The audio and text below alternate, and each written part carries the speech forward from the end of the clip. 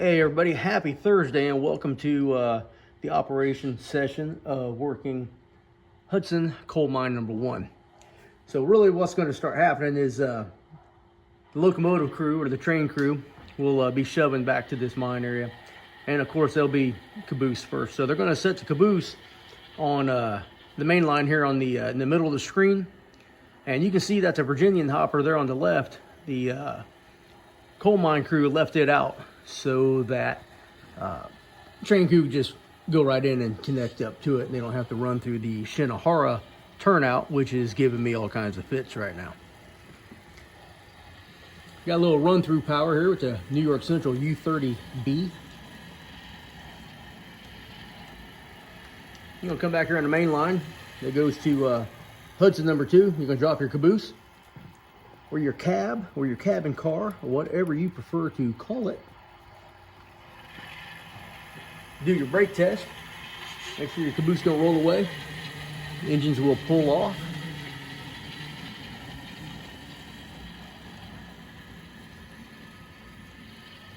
Now technically, since the bridge is on a grade, you could drop the cab up there by the tunnel and let it coast down. But for most people, we're not going to allow that. All right, so your brakeman is walking all over the place. He's going to get this turnout here. Just using stick pins to hold everything in place. Make a reverse move back into number 1 here. Well, I guess it's really the short lead, but it's going into number 1. So we're going to pull number 1 track out first. Now my original plan was that you'd pull number 1 and then shove it onto the main line here, couple to your cab, and shove back down the main line, and then go into number 2 and then number 3, or whatever your train work order stated. But since there's no power going to the track that the train is actually sitting on right now, due to number of shorting issues, we're going to have to do things a little bit different today. So once you couple up, you have to wait 1 minute. That gives your brakeman time to lace some hoses and cut the air in.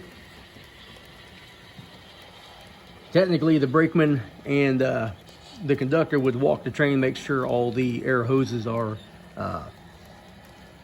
connected and that the glad hands or the air valves are right. And then over there it can build up some air pressure and pull out.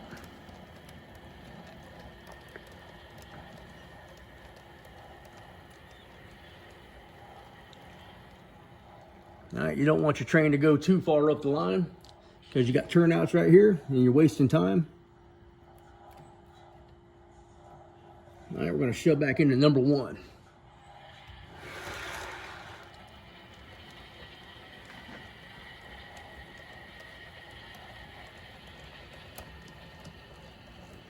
Now, I've had nothing but derailments all day long, so let's see what happens here.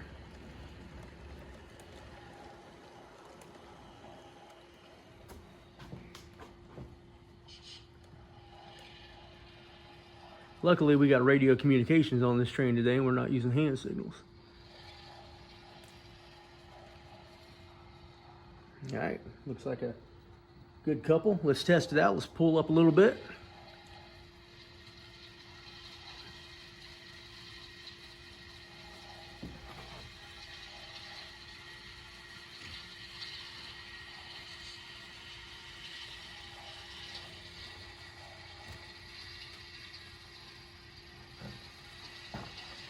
Was not a good couple. You gotta be careful because you're at the end of the track. And I knew it was gonna happen. I got this locomotive that doesn't want to shut off when I hit off. You know what I mean? So we're having some issues today. You can probably hear the irritation in my voice because it just is what it is.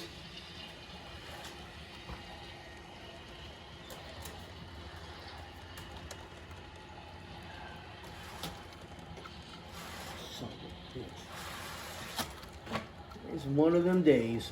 About to just turn it off and give up.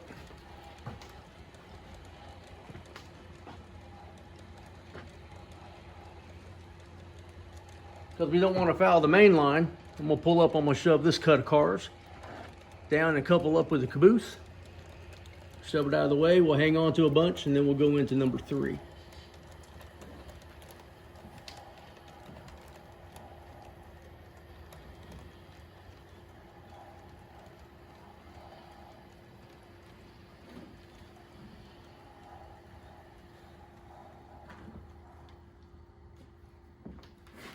Now, I don't have any red caboose ground throws right now, so I'm just using the old straight pin to hold everything in place. Now, like I was saying, I've been having trouble with the Shinohara switch. It's non-DCC, but I've been cutting gaps in the rails trying to get it to become DCC compliant, and I have failed. And so I've decided to tear it out. It's going to get gone. I'm not going to mess with it no more. I'm throwing it straight in the trash, and that's going to be it. And I think I paid $30 or $40 for this thing, and it's just garbage. I bought it years ago, but I don't know. Just every now and then you just got to throw something away, and this is getting thrown away. So I'll replace this whole little section with 2 number 6s, probably a left hand and a right hand. Have to reconfigure the track just a little bit, but not too much. Not too much.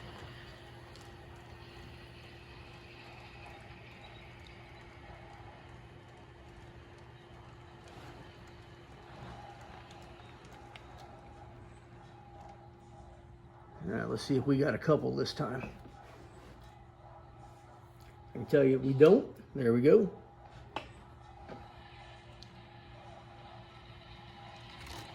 We got it that time. I'm going to shove it back.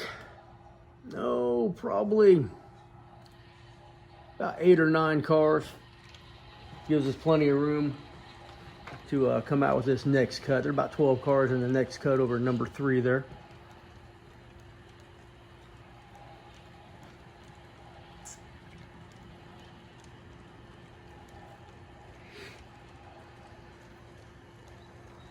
Guess we'll round the curve a little bit. We got motors sitting over there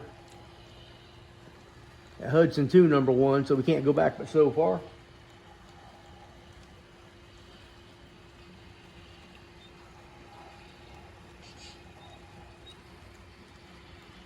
I believe that'll do. All right, we're going to hang on to 5 cars. 1, 2, 3, 4, 5. Make the cut right here. We got to wait 1 minute. Tie down some brakes. All right.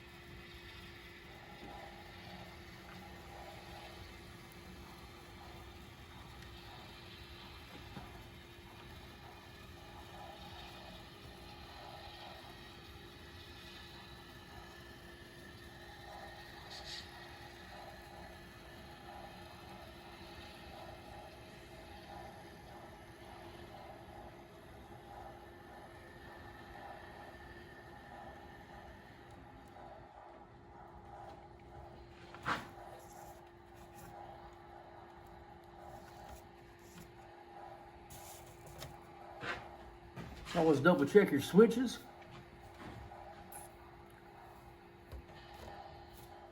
There we go.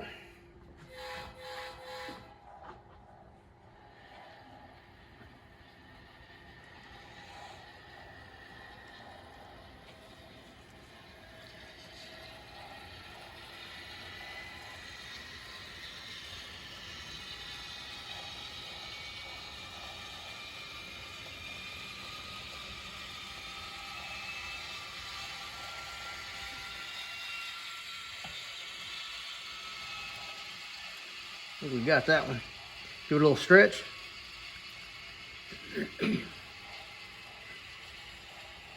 No, everything's moving. Got to give your brakeman and conductor time to double check all the hoses and the valves. Make sure that last one's cut off so it holds the air in. Everything's looked good. Go ahead and pull on them.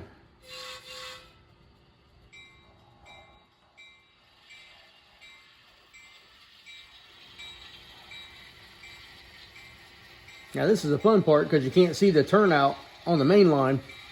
So you have to kind of step back and look around the mountain a little bit.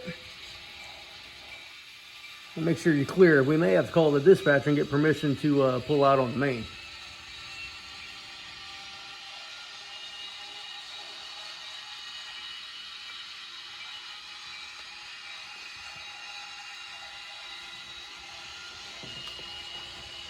Now, just a reminder that the bridges, or the bridge, is on a grade. It goes up about maybe 3/8 of an inch in about 4 feet. So depending on the motors you have, it might be a difficult pull.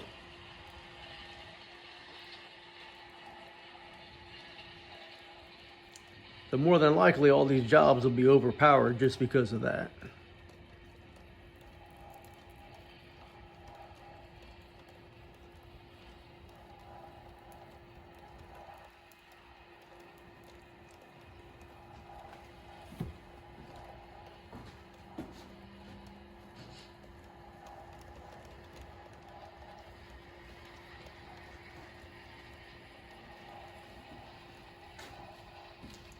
All right, so the engineer has just called the dispatcher.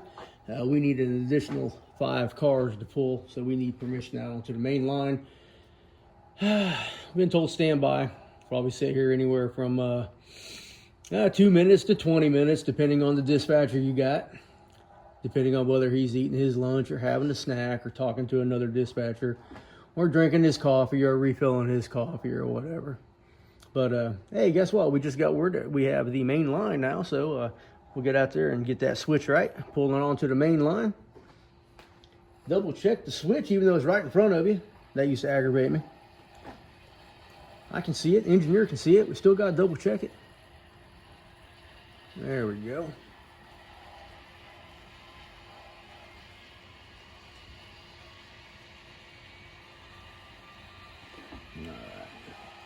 All that work just to go out 20 feet.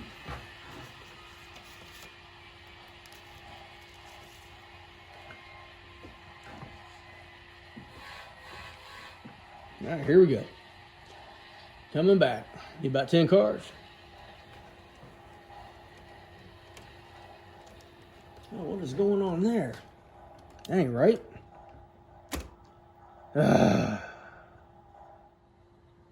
All right, so we picked a switch, but luckily, with the camera off, we broke a rule. We pulled forward, and all the cars re-railed themselves. So, true story, I had a friend of mine who was working a quarry up in Danville, Virginia, and they shoved some cars off the end of a track by, I think, just one truck. And they went ahead and attempted to pull the cars forward and re-rail them so they wouldn't have to call anybody. And it didn't work. And they both were on the street for about a year. That means they got fired. Dwight remembers that one, I'm sure. Can't remember who that was. It was a new conductor. He was a rail fan too. He's like, well, it works on my layout.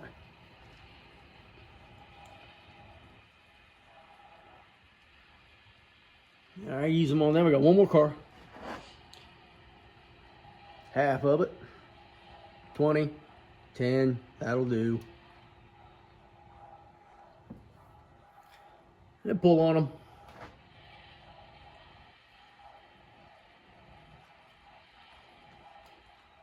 So we got all of them.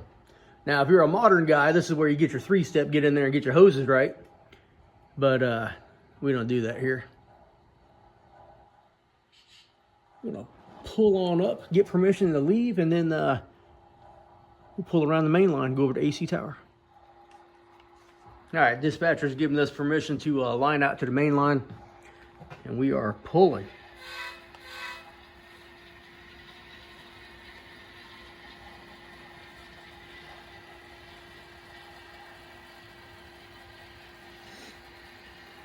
Now this is a number 6 switch, and since you're coming off a branch line, you are limited to 30 miles an hour maximum, but most of the time it'll probably be a 20 mile an hour speed restriction due to the gate and the pending curve.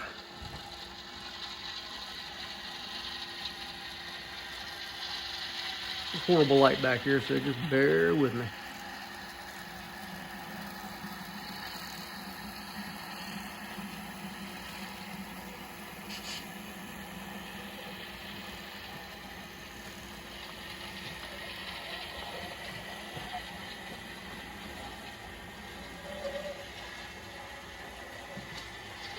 Sounds like a brake's still on someplace.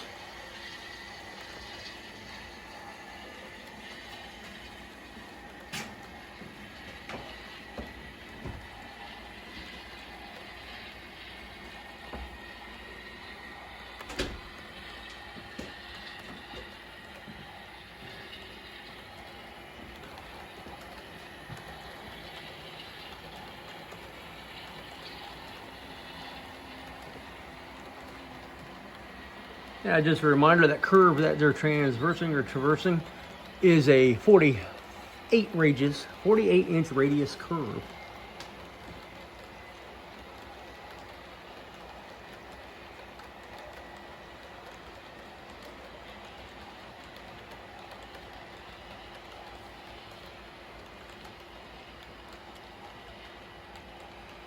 And there we go. No injuries. No one found out about our derail. It was a good day. Thank you all for watching. Like, comment, subscribe, and come back here in a few days, see what I mess up next. Thank you.